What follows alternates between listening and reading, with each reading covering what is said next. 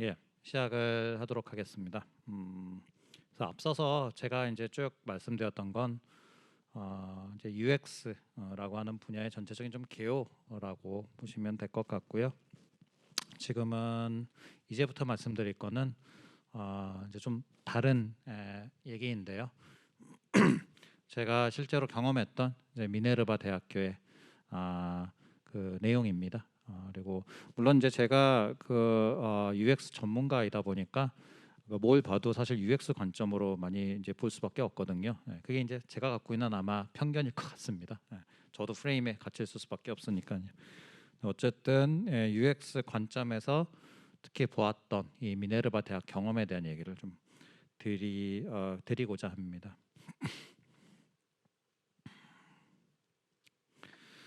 예, 이 장면이 이제 저기 제가 있죠. 굉장히 심각한 표정으로 있는데요. 그 옆에 계신 이제 외국 분이 미네르바 대학교의 교수 만드는 교수십니다. 그래가지고 이분한테 정말 혼나가면서 이렇게 훈련을 지금 받고 있는 장면이거든요. 이게 지금 보고 계시는 이 화상회의, 약간 줌 같이 생긴 이 화상회의 시스템이 미네르바의 그 ALF라고 불리는 그들의 교육 플랫폼이고요. 모든 미네르바 교육은 이제 이 ALF라고 불리는 이 플랫폼에서 그 수업이 이루어지고 있습니다.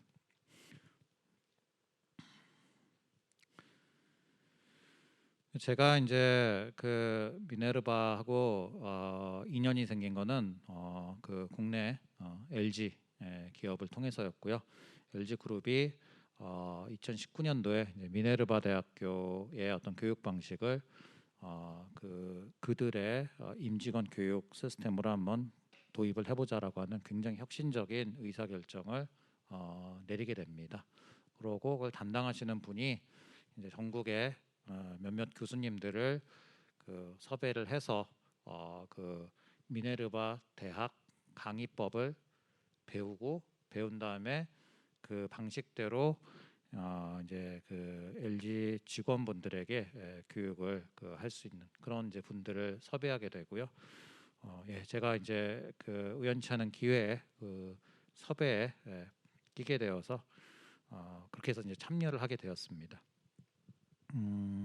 아까 이제 보신 그 장면은 저희가 약 3주 한 반 정도였던 것 같아요. 한 3주 반 정도 해서 굉장히 그 소위 말하는 빡세게 정말 빡세게 그 미네르바식 교육 철학과 교육 방식을 훈련을 받았고요. 한 1개월 정도 걸렸었습니다. 대략은 이렇게 훈련을 받고 이제 그해 나머지 기간 동안에 실전 투입이 돼서 이제 LG 직원분들을 대상으로 이제 교육을 수행을 했습니다. 미네르바 대학교에서 그 LG 직원들을 위해서 그들이 학생용으로 가르치는 강의 내용을 일부 이제 그 LG 직원용으로 이렇게 그 커스터마이즈를 했고요. 그래서 그 내용을 가지고 저희는 이제 강의를 했었습니다. 예, 미네르바 대학교는 뭐 교육계 계신 분들이니까 다 잘 아시라고 봅니다. 워낙에 얘기들이 많죠. 미네르바 대학교에 대해서는요. 예, 그래서 뭐 굉장히 혁신적이다라는 얘기들을 하고 있고요. 예, 뭐 미네르바 대학교의 이제 웹사이트인데,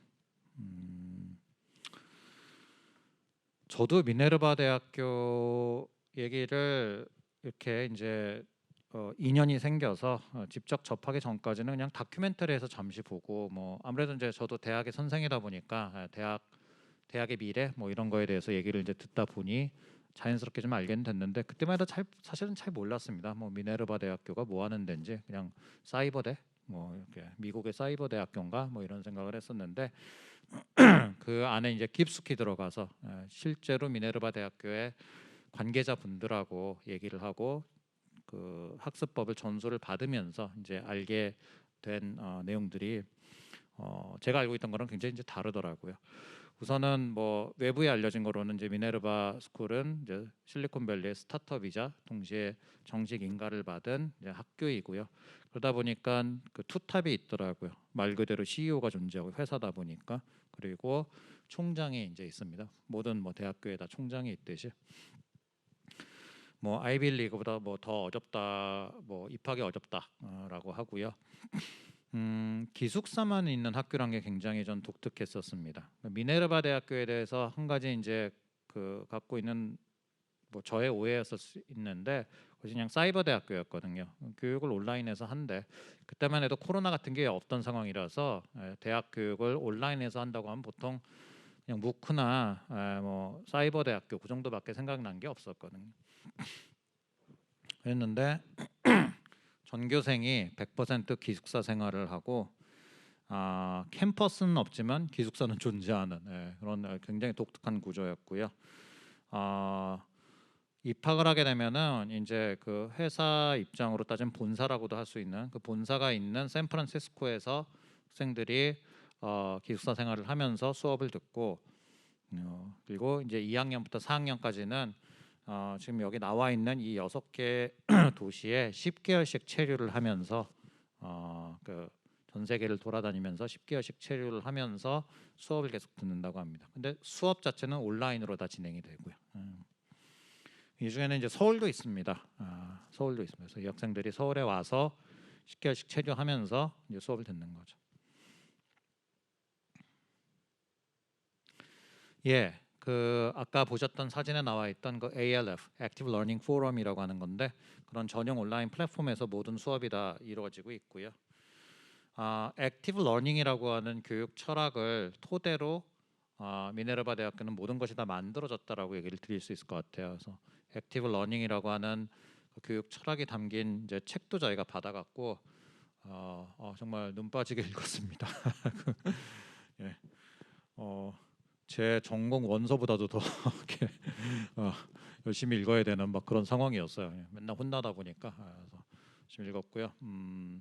사실 그 교육을 제가 이제 교수법을 학습받는 동안에는 아주 솔직하게 말씀드리자면 좀 불쾌했었어요 저는. 근데 그게 저와 함께 같이 그 선발돼서 이렇게 교수법을 전수받던 다른 교수님들도 다 훌륭하신 교수님들이었습니다. 그분들도 다 좀 같은 얘기들을 하더라고요. 그러니까 이제 이거죠. 나도 교수인데 이렇게 혼나면서까지 교수법을 다시 받아야 하다니 자괴감이 든다 막 이런 얘기도 하고 나도 나름 잘 가르친다고 해서 선발이 됐는데 야 이건 뭐냐 막 이러면 저희가 첫 일주일은 한 그렇게 좀 보냈는데 액티브 러닝이 어떤 건지를 이제 점점 알게 되면서 이렇게 서로 쉬는 시간에 보면 서로 이렇게 눈을 피하는 약간 서로 부끄러워서 그동안 우리가 했던 교육은 교육이 아닐 수도 있다라는 막 그런 자괴감이 들더라고요 저는. 그래갖고 좀 내내 불쾌하고 불편한 마음이 있었지만 한편으로는 그게 이제 저의 프레임을 깨는 과정이었겠죠. 이게 이런 식으로 교육을 풀어갈 수도 있구나, 교수법을 풀어갈 수도 있구나라고 하는 또 이제 새로운 깨달음을 나중에 알고 보니 새로운 깨달음을 얻게 된 뭐 좋은 계기기도 했었습니다. 처음엔 저항심이 굉장히 강했습니다. 이런 식으로 해서 이게 될까? 막 이런 생각이 있었거든요. 예, 액티브 러닝 포럼을 좀 말씀을 드려야 될 것 같아요. 아무래도 이제 UX 기반의 교육 플랫폼에 좀 관심이 있으시니까요. 미네르바 전용 온라인 교육 플랫폼이고요. 얼추 사진만 보면은 그냥 요즘 많이 유행하는 그런 화상 회의 시스템 같이 보입니다. 그런데 곳곳에 들어가 있는 UX 포인트들이 있고요. 그런 포인트들은 참 말로 설명하기 어려운데 정말 이들이 노력을 해서 만들어냈구나. 액티브 러닝이라고 하는 철학이 하나의 소프트웨어로 나간다면 이렇게밖에 나갈 수가 없었겠구나. 그러니까 그런 딱 생각이 들 정도의 수준으로 정말 잘 만들어 두었었습니다. 그중에 제가 그냥 하나만 좀 소개를 드리는 게 이 적색 신호등이 켜져 있는 학생이라고 하는 건데요. 여기 보면은 위에 학생들이 이렇게 쭉 나와 있고요. 그중에 빨간색으로 돼 있고 초록색으로 돼 있는 학생들이 있잖아요. 이렇게 빨간색으로 돼 있는 학생들 하면은 아마 우리나라 교육에서 문제 아들로 뽑힐 가능성이 높은데요. 반대로 문제가 아니라 참여가 너무 적극적인 학생들인 거예요.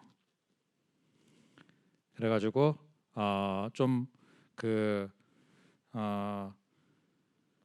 참여를, 그러니까 다른 학생들을 좀 참여를 시켜야겠다라고 하는 느낌을 주는 그런 방식으로 되어 있는 겁니다.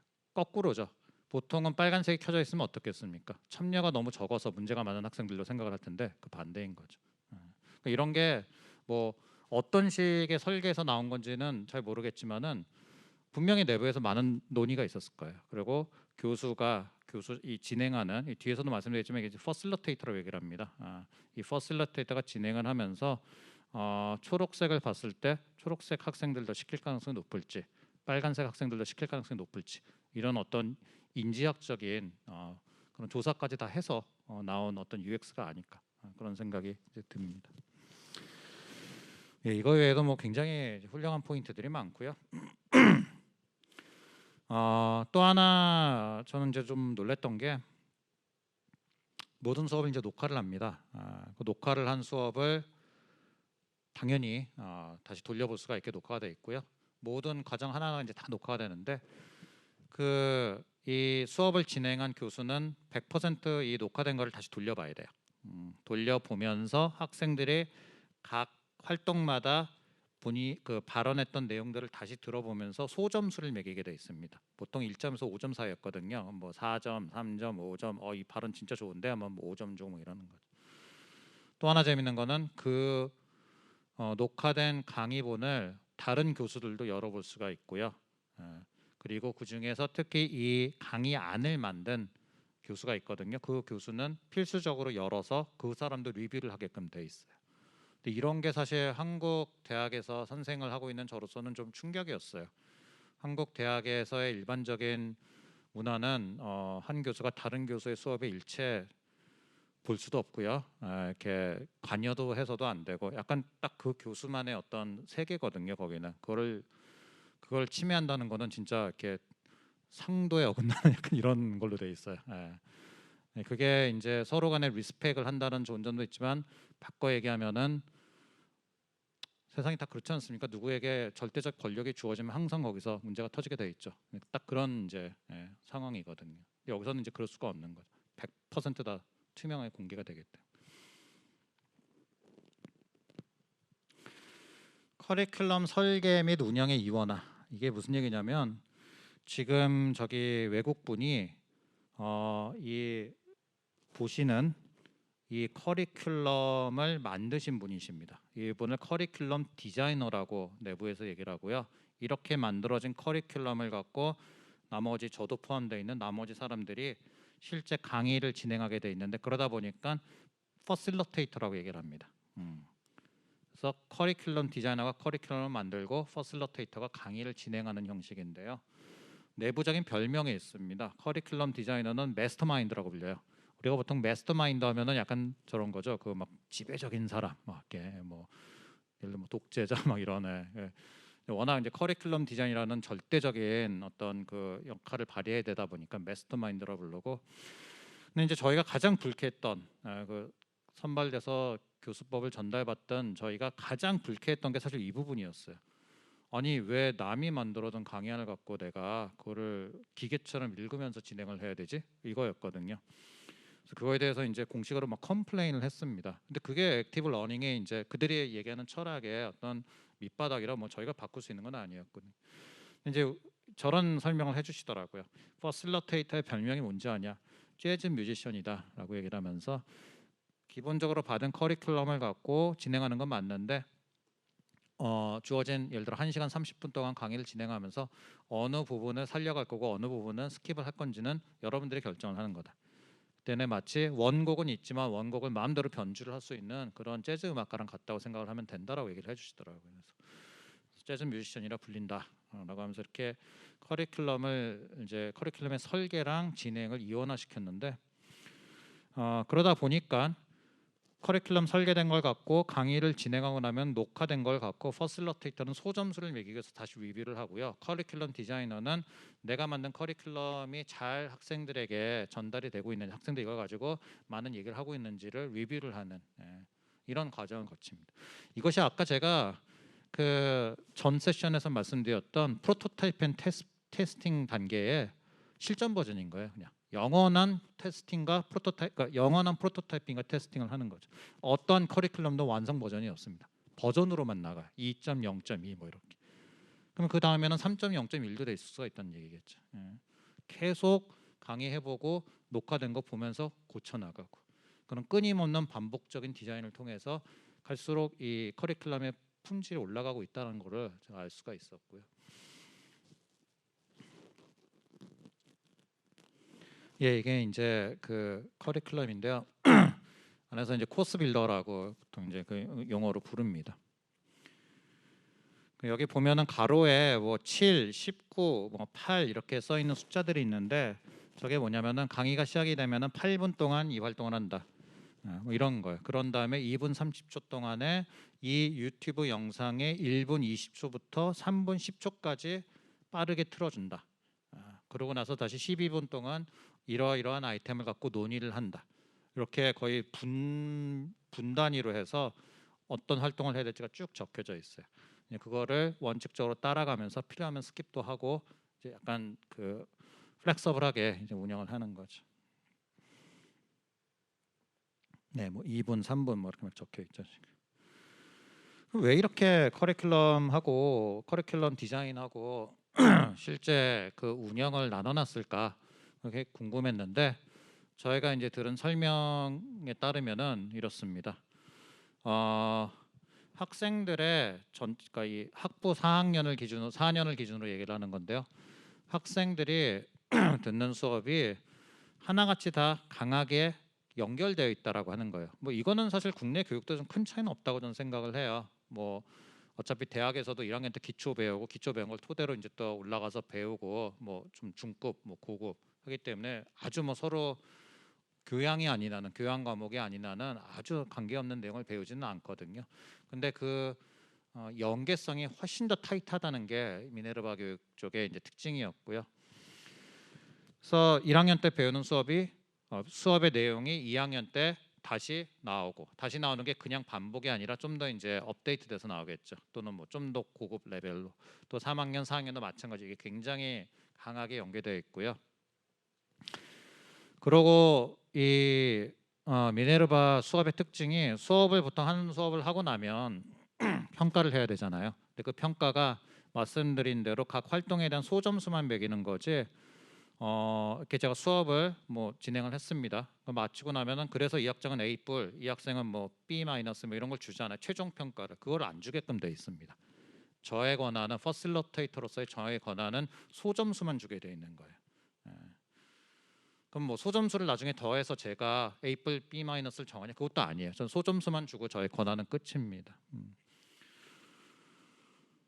그러면은 각 과목에 최종 평가는 어떻게 이루어지는가를 물어봤더니 얘기를 해주신 게 제가 이해한 거로는 이 각 과목이 워낙 다 타이트하게 연결되어 있기 때문에 A라고 하는 과목을 1학년 때 들었을 때 A 과목의 이 활동에서 이 학생이 소점수 2점을 받았는데 2학년에 올라가서 역시 연계되어 있는 과목을 들을 때 유사한 또는 그거를 토대로 좀 더 발전한 활동에서 이 학생이 3점을 받았다.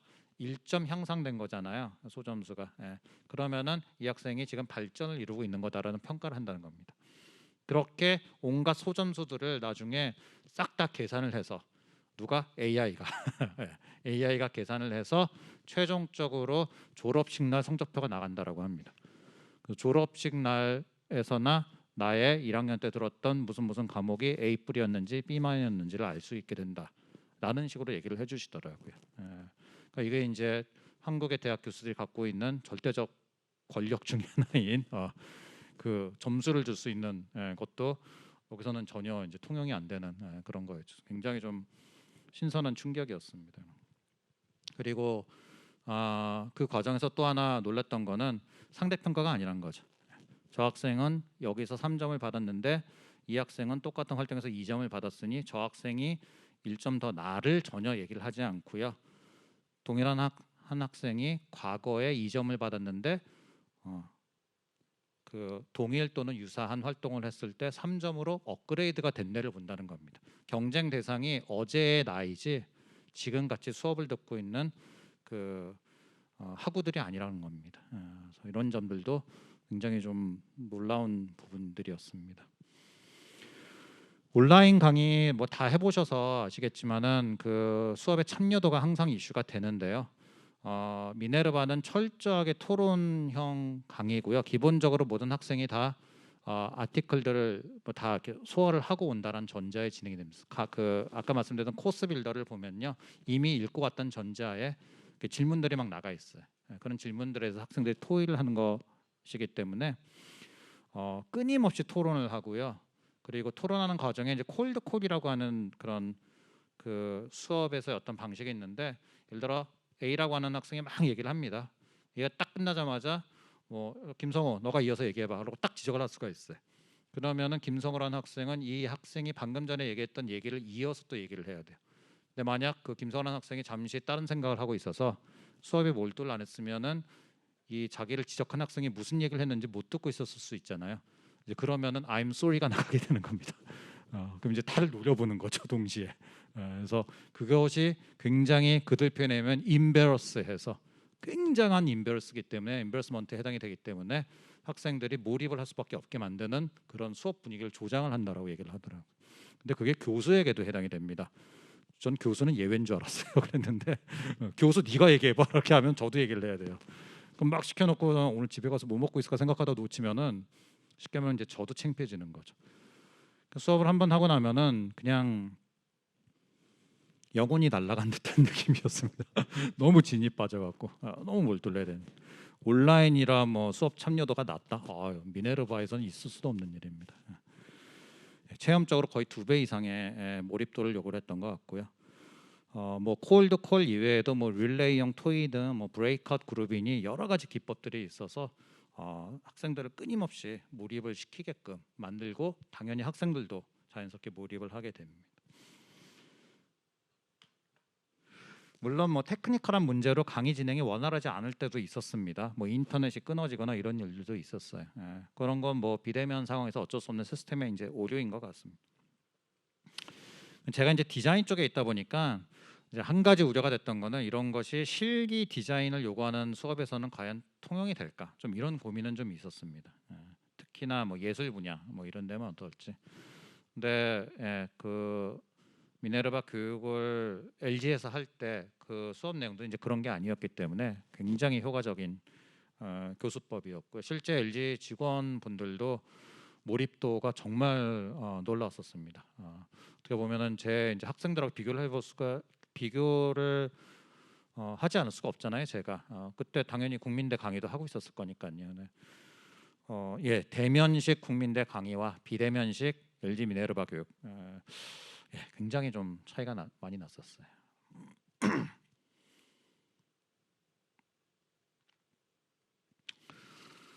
이게 재밌는 아티클이라서 가져왔는데 브라질 명문대에서 미네르바 대학으로 그 편입을 한 그 학생이 쓴 이제 기고문입니다. 그래서 이 내용을 좀 그냥 요약해서 말씀드리자면 브라질에서 최고의 명문대를 들어갔다고 합니다. 들어갔는데 수업을 들어보니까 쭉 나와 있듯이 뭐 교수는 어디 갔는지 잘 모르겠고 수업은 조교들이 진행을 하고 교수를 만나서 물어보고 싶지만은 교수는 보이지 않고 이제 오픈 마인드의 소수의 교수들은 또 너무 인기가 많아서 그 물리적으로 만날 시간도 없고 그래서 도대체 무슨 수업이 오가는지 잘 모르겠고 일방적으로 막 조교나 교수가 막 얘기하는 거를 막 메모에 적고 뭐 정신 없다가 시험 본다고 하면 밤새서 공부해 갖고서는 보고 나면은 다음 날 지식은 머릿속에서 다 사라지는데 그러고도 A 뿔이 나오더라. 도대체 이게 무슨 해기한 현상인가 하면서 굉장히 이제 그 자괴감을 느꼈다라고 하는 얘기고요. 더더군다나 이렇게 공부할 거면 차라리 유튜브에서 내 페이스에 맞게 친절하게 소개해주는 전문 지식들이 많은데 그거 보고 공부하는 게 낫겠다라는 생각이 들 정도였다고 합니다. 예. 그래서 이 학생이 이제 브라질 최고 명문대를 집어쳐버리고 미네르바 대학교에 와서 처음부터 토론형으로 그리고 그 미네르바 대학에서는 교수를 만나고 싶으면 비대면이기 때문에 언제든지 신청이 가능해요. 오피스 아워가 있긴 한데요. 그 오피스 아워가 그 소위 말하는 대면 기반의 대학교의 오피스 아워는 판이하게 다릅니다. 그냥 24시간 거의 가능하다라고 봐도 될 것 같아요. 훨씬 더 이제 많은 얘기들을 나눌 수가 있게 되는 그런 점이 좋았다라고 얘기를 하는데요. 제가 이 브라질 학생의 얘기를 들으면서 이게 브라질이 아니라 대한민국의 학생의 얘기를 쓱 바꿔서 소개를 해도 전혀 이상하지 않을 어쩌면 이렇게 컨텍스트가 똑같을까라는 생각이 들더라고요. 기존 대학하고 미네르바 대학교를 이렇게 기존의 국내 대학교랑 미네르바 대학교를 비교해 보면 이제 이렇습니다. 수업 방식이 일방적이냐 아니면은 학생 토론 자기 중심적이냐 그러니까 자기 학습 주도적인지 수강생 수도 차이가 있고요. 뭐 플랫폼도 그렇고 시험 같은 경우에 미네르바는 시험이 전혀 없습니다. 모든 게 다 소점수로 돌아가고요. 근데 뭐 기존 대학은 온갖 시험으로 그 시험만으로 부족하다. 기습적 막 퀴즈까지 던지고 이런 교수님들 굉장히 많거든요. 학생 관계는 그러다 보니까 경쟁적이죠. 서로 학점 놓고 투쟁을 합니다. 저는 천만다행으로 대학원 교수라 이런 일이 없는데 그 학부 교수님들은 기말고사 학기 말 끝나고 나면 도망들 다니세요. 학생들이 너무 많이 찾아와 갖고 제가 왜 점수가 부족해서 A뿔이 아니고 A0입니까? 뭐 이런 것 때문에 찾아오고 그래 갖고 도망들 다니시더라고요. 그 굉장히 투쟁적이죠. 반면에 미네르바는 그 하고 간의 관계가 협력적이고요. 경쟁 대상은 어제의 나이지 옆에 앉아 있는 하고가 아니라는 점. 이런 점들이 좀 큰 차이였던 것 같습니다. 그리고 이제 미네르바 대학의 그 수업이 온라인으로 다 이루어지다 보니까 이렇게 다큐멘터리나 뭐 이렇게 짧게 소개되는 아티클에 너무 그걸 강조를 많이 하는 것 같아요. 온라인 하면 더군다나 이제 이 코로나 사태가 터지면서 그 부분이 더 부각되는 것 같은데 사실 미네르바 대학교에서 온라인이라고 하는 건요 그들이 고심한 끝에 선택한 하나의 플랫폼에 불과합니다. 즉 액티브 그 러닝이라고 하는 교육 철학을 구현하는 과정에서 오프라인보다는 온라인이 낫겠다라는 그런 이유 때문에 온라인을 선택을 한 거죠. 뭐 우리는 뭐 사이버 대학으로서 이런 거를 그 앞에 최고의 어떤 가치로 내세우고 있는 게 전혀 아니거든요. 그럴 거였으면 기숙사 운영을 안 하겠죠. 아예. 그렇기 때문에 미네르바는 무크나 뭐 사이버 대학교이냐 전혀 아닌 겁니다. 전혀 아니고요. 뭐 매시브 그러니까 무크의 앞에가 매시브잖아요. 뭐 무제한의 학생들에게 뭐 수업을 전달하고 전혀 그런 거 미네르바는 관심도 없고요. 상관도 없습니다.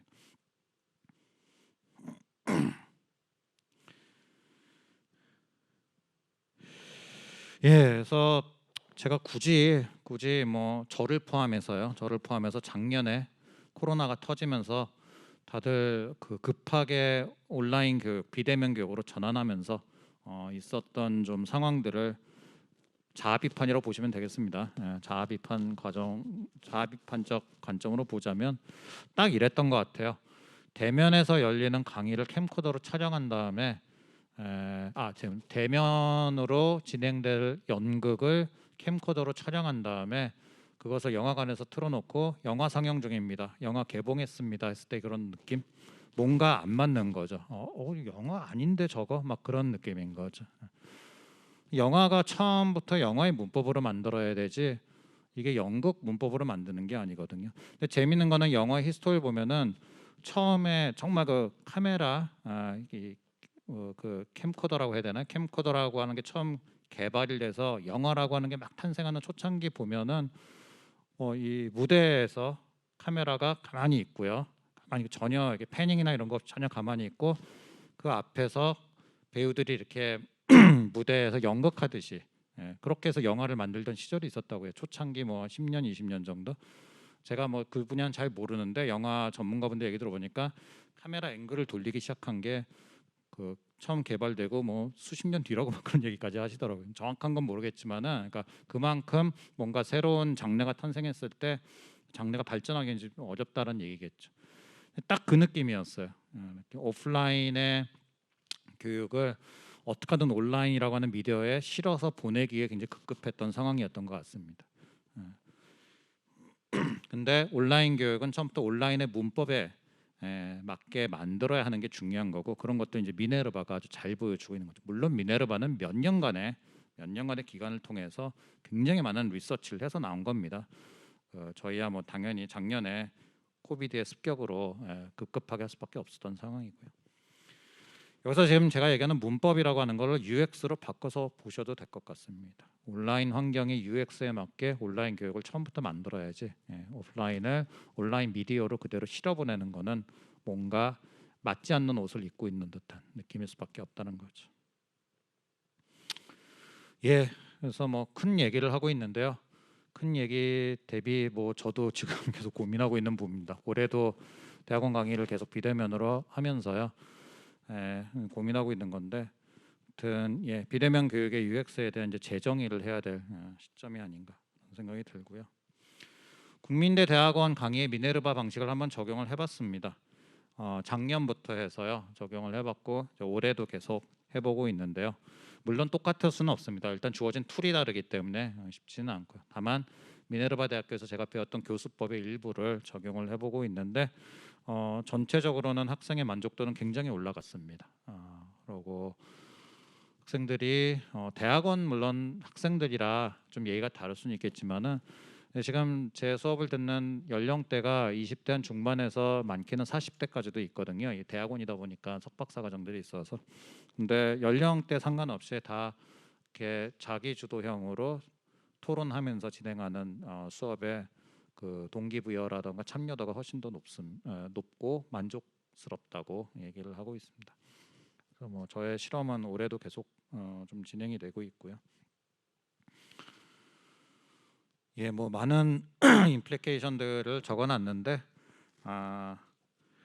예, 하여튼 뭐 한마디로 그냥 말씀드리면은 이제 비대면이 뉴 노멀이라고들 다 말씀들 하시잖아요. 그러면은 그런 그 비대면 시대에 온라인 교육을 온라인이라고 하는 환경의 문법에 맞게 처음부터 이제 설계를 해야 되는 그런 긴 여정에 지금 놓여져 있는 게 아닌가 싶습니다. 코비드가 없어진다고 다 비대면을 갑자기 없애고 대면으로 돌아갈 거라고 저는 생각되지는 않거든요. 예, 이걸로 미네르바 대학에 대한 좀 소개는 마치도록 하겠습니다. 예, 감사합니다. 예, 교수님께서 장시간 강의를 해주셨습니다. 지금 저희가 예정된 시간이 4시 반까지여서 질의응답은 간단히 한두 가지 정도만 받을 수 있을 시간인 것 같습니다. 혹시 강의를 들으시면서 궁금하셨던 점들이 있으시면 손을 들어주시면은 저희가 그 마이크를 가지고 와서 전달드리겠습니다. 혹시 질문하실 분 계실까요?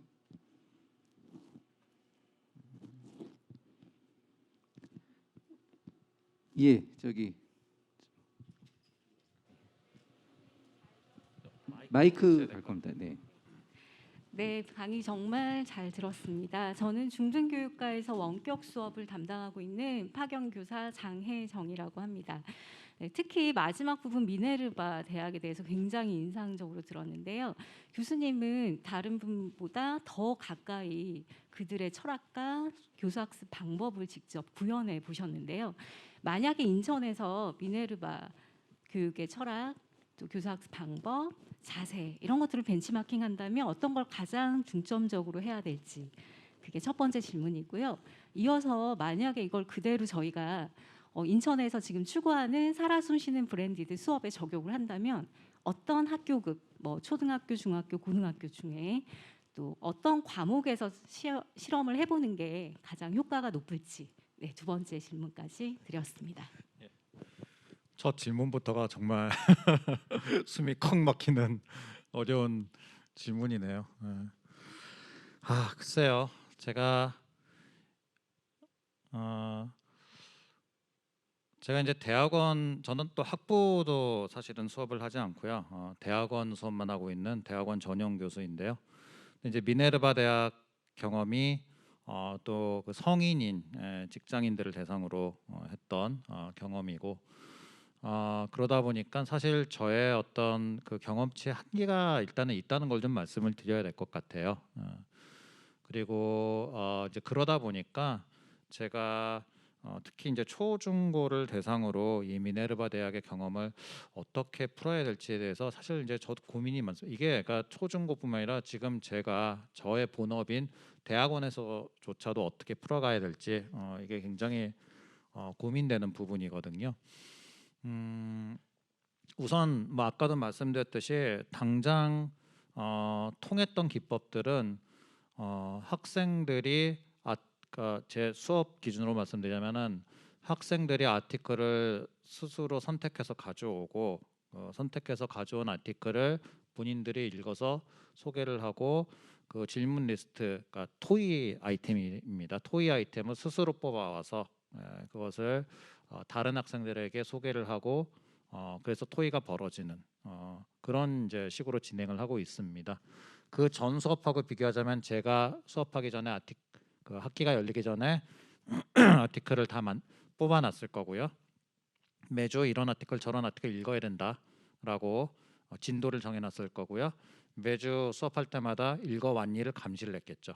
그 감시의 방법은 아무나 시켜서 아티클 요약 발표를 하는 겁니다. 그럼 못 읽은 학생은 못 하겠죠. 그럼 이제 그거 점수 깎고, 그러고 저야 당연히 먼저 읽은 아티클들을 학생들에게 이제 선보이는 거니까요. 제가 읽으면서 느꼈던 아티클의 주요 포인트들을 뽑아서, 왜냐하면 저는 학생들보다 훨씬 더 우월하고 뛰어난 전문가이니까 뽑아서 이런 것들을 전문가인 내가 뽑아서 비전문가인 얘네들한테 소개를 하면은 당연히 학습에 도움이 되겠지라는 생각으로 했을 거예요. 완전 반대죠. 완전 반대인데 결과적으로 두 수업을 비교해 보면은 학생들이 처음부터 끝까지 모든 걸 주도하는 수업의 만족도나 특히나 역량을 보면은 훨씬 더 올라가 있었거든요. 저는 거기서 계속 답을 찾아보려고 하고 있습니다. 우선 좀 그렇게 말씀드려야 될 것 같고요. 글쎄요, 초중고는 어떨지 제가 뭐 중학교 학생들에 대한 얘기는 거의 도시 괴담 전설 수준으로만 듣고 있어갖고요. 뭐 중2병이 어떻고 뭐 이래서 사실 직접 만나본 적이 없습니다. 그래서 제가 여기서 함부로 뭐라고 얘기는 못할 것 같아요. 특히 저처럼 현장 가서 직접 보지 않는 한 입도 열지 말라라는 그 철학을 믿고 있는 입장에서 아무리 제가 뭐 대학의 선생이라 해도 함부로 말씀은 못 드릴 것 같고요. 개인적으로는 이런 어떤 그 미네르바식 교육 방식을 한번 초등학생들에게 적용을 해보면 어떨까라는 좀 생각은 좀 있습니다. 좀 더 학생들이 말랑말랑해서 이렇게 잘 적응해 볼 수 있지 않을까. 이건 굉장히 그냥 미신 수준의 믿음이라고 좀 보시면 될 것 같고요.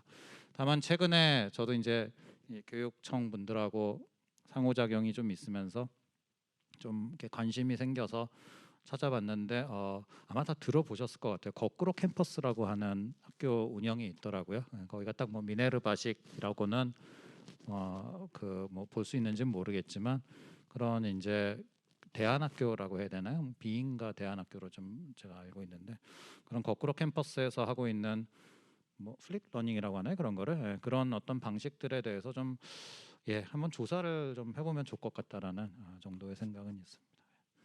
이게 아주 깨끗한 답을 못 드려서 죄송합니다. 예. 예, 혹시 다른 분 질문 있으시면 여기.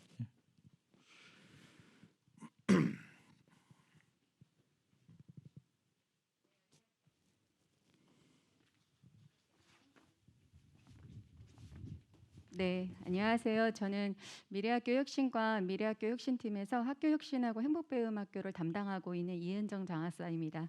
먼저 감사 인사 먼저 드리겠습니다. 그 강의 내용 중에 사실은 사용자 경험 기반은 그래도 이제 우리가 어디에 관점을 두는가라는 부분에서 볼 경우에는 사람을 이해하는 역량이 되게 중요하다고 이제 여겨집니다. 그런 부분에서 교육의 본질하고도 아주 많이 부합되는 부분이 있어서 교육 뭐 정책 수립이나 현장 지원하는데 시사하는 바가 되게 많이 있을 것 같습니다.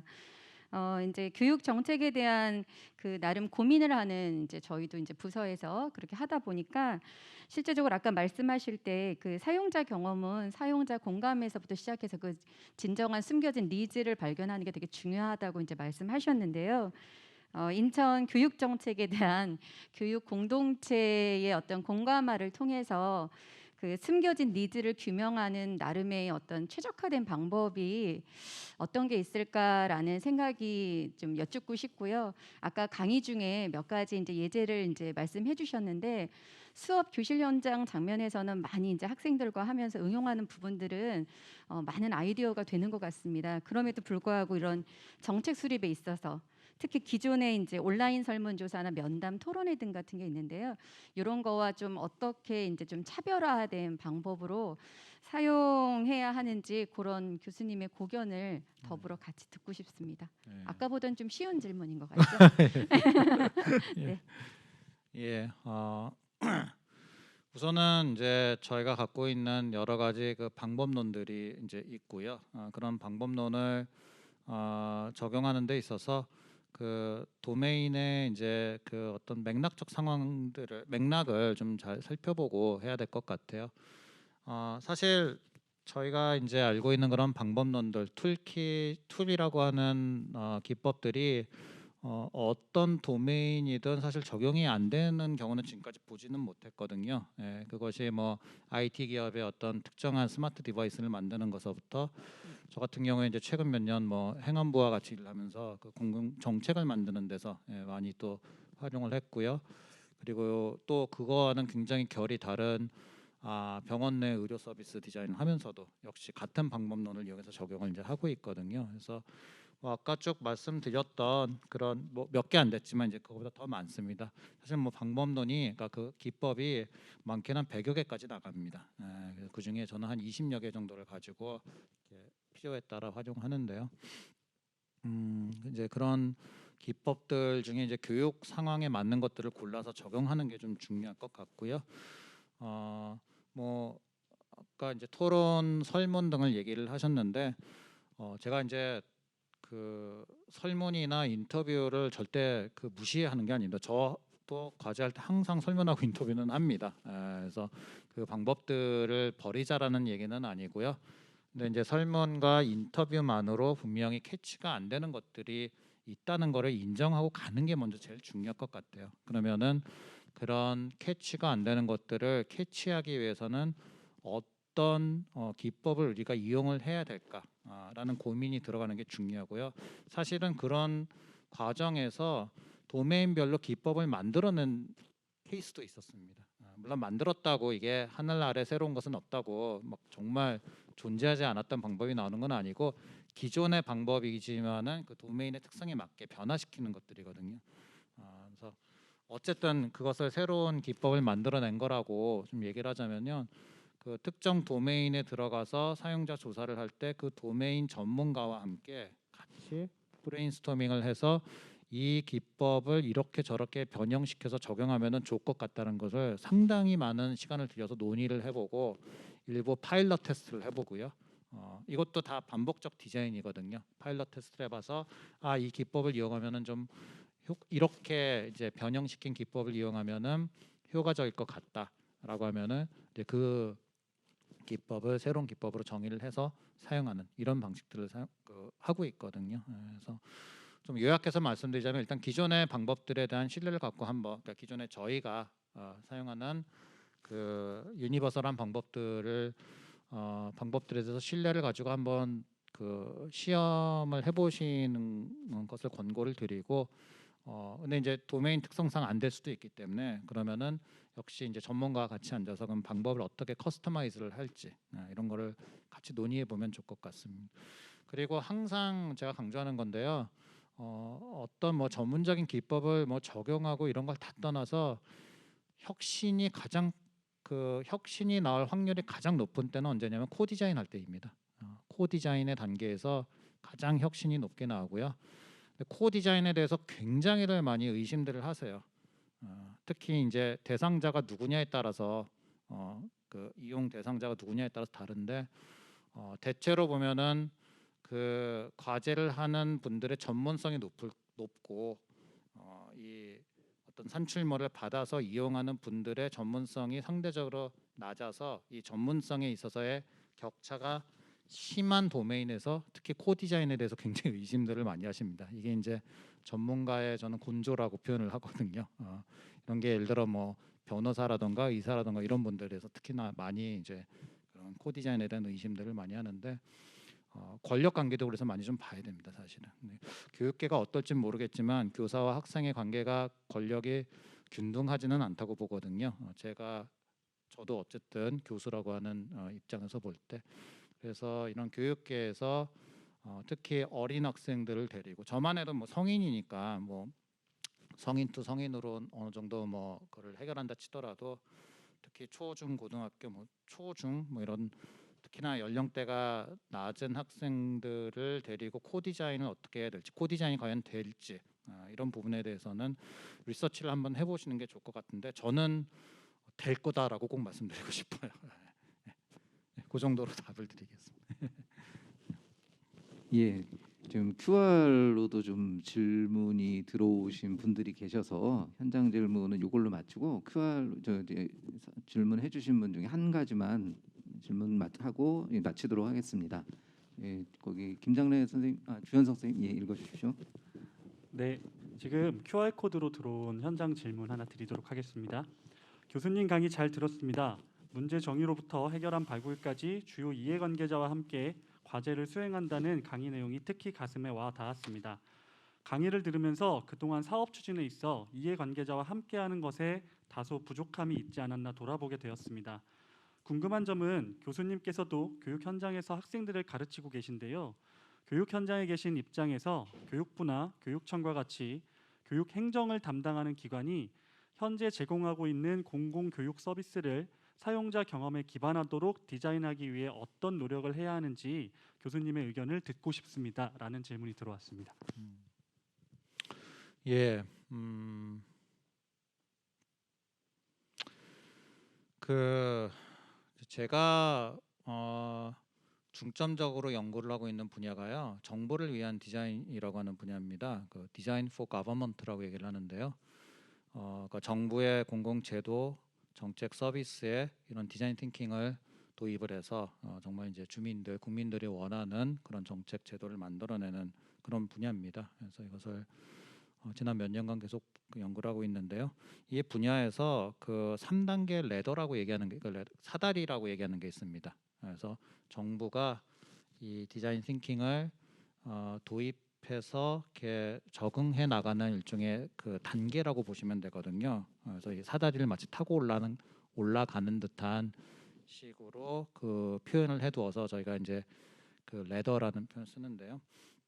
1단계가 뭐냐면 우선 과제 몇 개를 해보는 거예요. 전문가들을 그 전문가들의 뭐 자문이든 협업이든 이런 걸 받아서 과제 몇 개를 실험적으로 해보는 겁니다.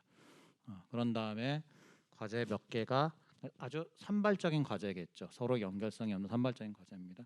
과제 몇 개를 해보고 당연히 거기서 이제 시행착오들이 있을 겁니다. 그리고 이제 뭐 성공의 케이스 나오고 뭐 실패의 케이스 나올 수도 있겠죠.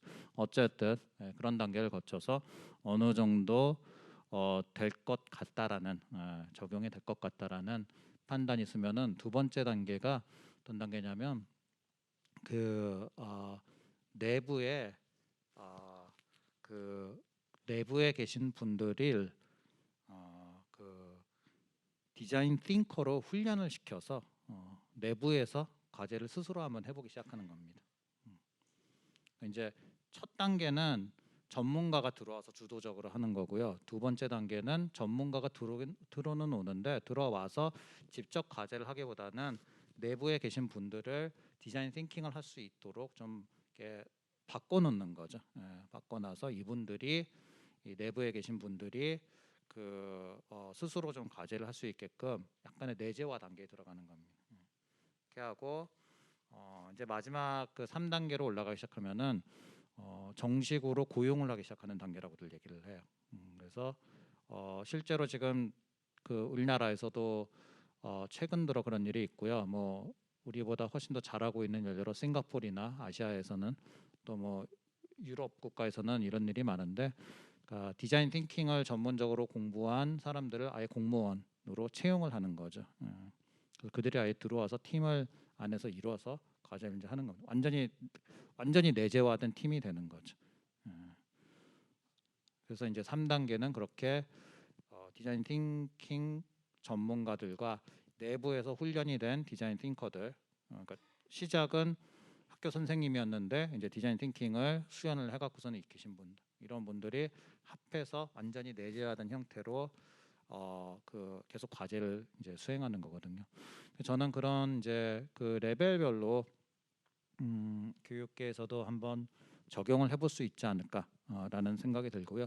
이 3단계 사다리가 나온 게 무슨 그뭐 실리콘밸리에 있는 뭐 IT 기업, 뭐 애플 뭐 이런 데서 한 게 아니라요. 그 보수적인 걸로 따지면은 어디 가도 둘째감 서러워할 정부, 공무원, 정부 그런 조직에서 이 디자인 띵킹이 적용이 되는 그 과정을 학술적으로 얘기한 모형이기 때문에 교육계에도 충분히 저는 적용이 가능하지 않을까 싶고요. 그렇게 따지면 첫 단계는 몇 개 과제를 한번 해보는 거겠죠. 해봐서 어떻게 이것이 교육계에 적용이 될 수 있는지를 한번 따져보는 겁니다. 그렇게 좀 말씀을 드리고 싶습니다. 예. 장시간 동안 교수님께서 강의와 질의응답을 해주셨습니다. 예, 교수님께 감사의 박수를 한번 이걸로 이 강의를 마무리하도록 하겠습니다. 예.